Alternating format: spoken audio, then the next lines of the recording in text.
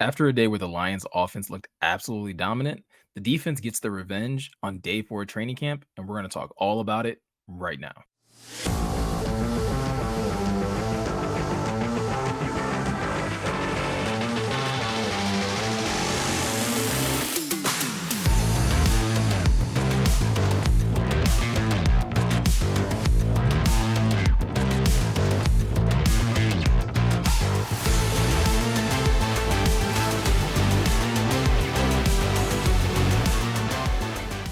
What's going on, guys? Welcome to the Pride of Detroit training camp observation.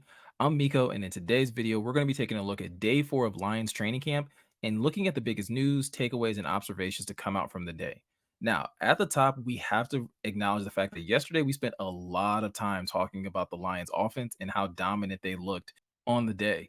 In fact, things start off really quickly, and it really started with one of the better players on this Lions defense, and I'm talking about defensive end Aiden Hutchinson. Now, Hutch just got recognized for being one of the NFL's top 100 players yesterday, and I actually covered that exact story in a video that I posted not too long ago today on the Pride Detroit channel. So definitely go check that out after this video.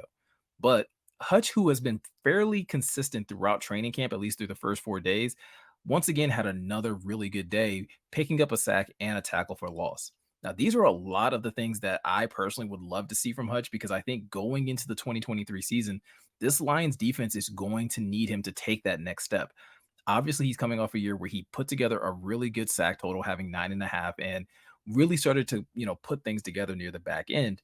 But seeing him in these early training camp sessions and seeing that he's able to clearly show signs of progression in both his strength and just his ability to beat double teams and be a wrecking ball in both the run and pass game is very, very encouraging for this defense, especially on a day where the defense kind of rolled things back and went to a more basic formation. Over the first 3 days, a lot of the reports that were coming out of Allen Park were that the Lions were working with a lot of 5-man fronts. And specifically with those 5-man fronts, we were talking about how Charles Harris was starting to play more of the Sam linebacker spot. Well, once the Lions went more into like a base defensive formation with only 4 down linemen, this is where we saw Charles Harris once again take back the role that he used to have last season when the Lions first kicked off the 2022 NFL season, starting opposite Hutch. And Charles Harris himself even had a very good day, picking up what would have been a sack on one of the reps that they were having during team drills. So this already kind of being the formula that the Lions are using, first using Charles Harris in, as a Sam linebacker in 5 down lineman, formations, and then using him as another edge in the 4 down lineman formations is a clear indication that they want to keep Charles Harris on the field as much as possible. And it's also probably a good indication that he's probably getting closer or at least has fully returned to form of how he was playing last year before he started sustaining injuries. Now, as for the other defensive linemen, we did get to see John Kaminsky and Josh Pascal basically take those second team reps, with Romeo Aquara and James Houston taking the third team reps whenever the Lions were in this base formation. Now, that's probably going to upset some people because I know there's a lot of fans that would like to see James Houston getting way more opportunities. But we have to remember we're still in the early stages of training camp and these guys have yet to put on pads.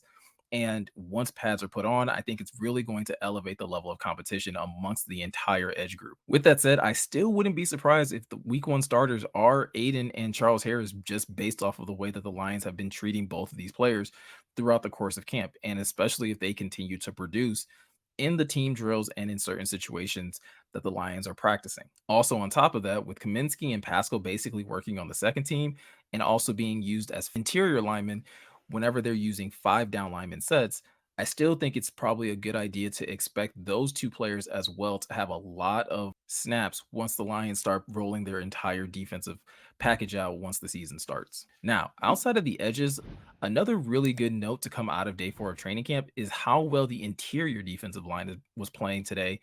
And this is a really good sign because I know a lot of us have been complaining or at least concerned about the depth and production that we're going to get out of the interior D line.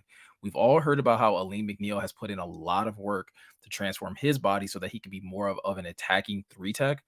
But one of the bigger question marks of this entire defensive line has been 3rd round pick Broderick Martin, who, again, when drafted, was very unknown by a lot of us here in the fan base. Well, Broderick Martin, along with Isaiah Buggs and Benito Jones, all seem to have very good days on practice today, each of them getting a pass breakup by batting the ball down at the line of scrimmage. Now, I don't want to hype up Broderick Martin too much because, again, he's still relatively unknown and he's going to have to really put it together, especially once they start putting on pads. And once he start able to getting into preseason games, that's when we'll probably really get to see what he's capable of. But getting these early signs that he's at least being disruptive in the passing game and that he's utilizing his size to his advantage is a really good sign of encouragement for a fan base that again has a lot of question about who Broderick Martin is and what he can actually bring to the defense. I've been fairly adamant in saying that I expect Broderick Martin to get a good fair share of the snaps, especially as somebody that will be coming in relief of Isaiah Buggs. And so to hear that he's already getting some level of production and at least putting the offense on notice of his presence is a really good sign for not just Broderick Martin, but for the defense as a whole. Now, Broderick Martin wasn't the only defensive tackle to turn heads today. In fact, linebacker Jack Campbell also got a good amount of attention from those in attendance at camp today as he saw an uptick in his first team reps. Now, Jack has mainly been working with the second team for a good portion of camp so far, and he's gotten his fair share of first team reps here and there. But today was probably the largest amount of first team reps that he's gotten as he split those perfectly in half or close to in half with Derek Barnes. Now, again, there's not we don't want to take too much from just Jack getting more first team reps, but it is a good indicator that he is becoming more comfortable in working with both units, both the first team and the second team.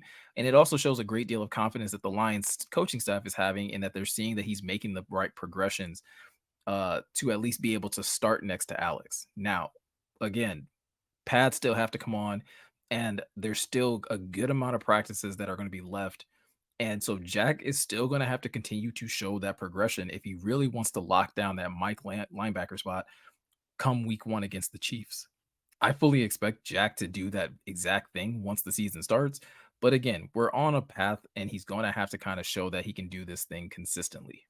Another rookie that's worth pointing out who also was seeing some increased snaps on the offensive side with the first team is wide receiver Antoine Green. Now, while there weren't a lot of flashy plays made by Antoine Green, simply the fact that he's starting to get those first team reps, and when Ben Johnson spoke with the media, he all kind of pointed out that Antoine Green is another one of those players next to Sam Laporta who has earned, the opportunity to get those reps is a good sign for those who are rooting for Antoine Green to get that final roster spot and potentially be again a wide receiver 5, wide receiver 6, depending on however many wide receivers the Lions decide to carry into the regular season. Now, so far through these training camp observations, I haven't spent a ton of time talking about special teams, but the kicker battle is one of the most interesting things that are going on with the Lions as far as camp battles currently, as the Lions have chosen to roll with Parker Romo and Riley Patterson as the two kickers that they are having battle it out for the starting kicker position once the Lions start the season. Now, for the most part, over the first 4 days of training camp, these two kickers have basically been neck and neck and been fairly consistent throughout the day. Now, today, both kickers did miss one kick, but at the same time, it's still relatively early in camp. And so far from what we're hearing from, training camp, the Lions haven't really pushed these kickers too far. They're not doing a lot of long distance kicks. And currently that plays into the favor of Riley Patterson. Now, if the Lions decide to start pushing these kickers out and they start having them kick, 50 plus yard kicks, it'll be interesting to see if Parker Romo can overtake Riley Patterson. But like I kind of stated in a couple videos ago, when it comes to Riley Patterson, I kind of feel like this is his job to lose at this point. Once the Lions decided to let go of Michael Badgley and go with these two as the kickers that they want to have battle out in camp, I just kind of felt like it's almost a layup for Riley Patterson at this point. Again, we'll have to see how things go throughout the rest of camp and definitely through the preseason.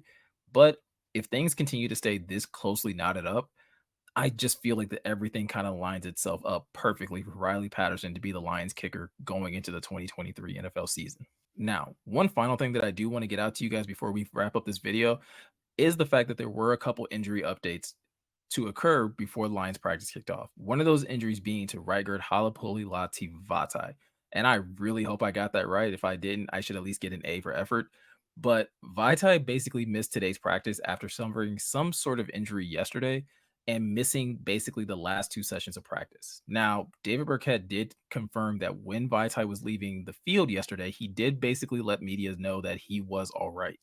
And so it's possible that Vitae sitting out of practice today was just a precaution and basically just to make sure that nothing is further aggravated or, put into a more dire situation this early into camp.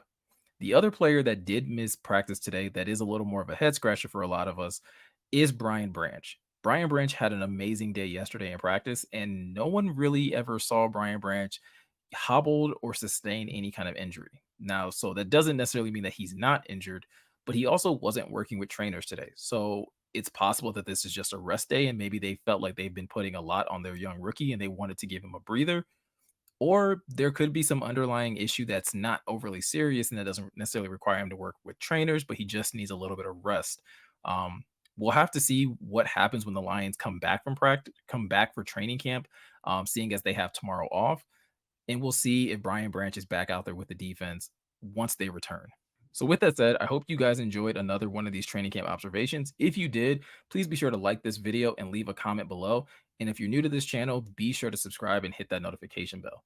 Also, if you are looking for more training camp information or more deep dives, please head over to predadetroit.com where you can find our latest training camp observation article written by Eric, or head over to wherever you listen to podcasts and check out the latest training camp breakdown that Jeremy and Eric do after every single practice that is happening during training camp.